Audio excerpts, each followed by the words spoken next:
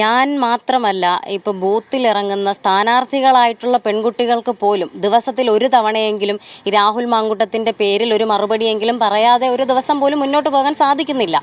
അത് നേരിട്ട് പല നേതാക്കന്മാരുടെ പ്രീതി പിടിച്ചു പറ്റാൻ വേണ്ടി ഒരുപക്ഷെ പലരും നിഷേധിക്കും, തുറന്ന് പറയാതിരിക്കുന്നവരുമുണ്ട്.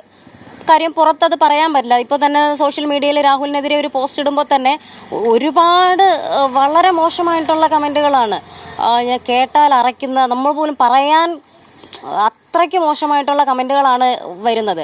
അപ്പോൾ പിന്നെ ഒരു സ്ഥാനാർത്ഥിയോ അല്ലെങ്കിൽ ഒരു പ്രവർത്തകയോ ഇറങ്ങിക്കഴിഞ്ഞാൽ അവർക്കുണ്ടാകുന്ന ഒരു ബുദ്ധിമുട്ട് എന്താണെന്ന് നമുക്ക് മനസ്സിലാക്കാമല്ലോ. അതുകൊണ്ട് അവരാരും തുറന്നു പറയാതിരിക്കുകയാണ്.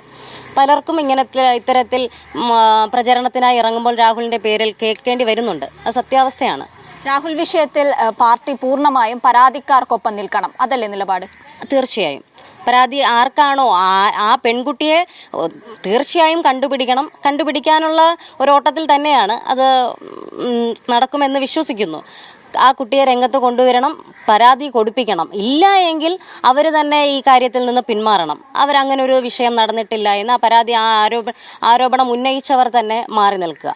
അല്ലാതെ വെറുതെ ഒരു ആരോപണം ഉന്നയിക്കുക, രാഹുലിനെ സസ്പെൻഡ് ചെയ്യുക, അല്ലാതെ ഇങ്ങനെ മാറി നിന്നിട്ട് കാര്യമില്ലല്ലോ. അവർ മുന്നോട്ട് വരട്ടെ, മുന്നോട്ട് വന്ന് പരാതിയായിട്ട് പോട്ടെ. എന്നിട്ട് ശക്തമായി തന്നെ ഈ കാര്യങ്ങളെ നേരിട്ട് രാഹുലിൻ്റെ പേരിലുള്ള പ്രശ്നങ്ങളൊക്കെ പരിഹരിക്കട്ടെ.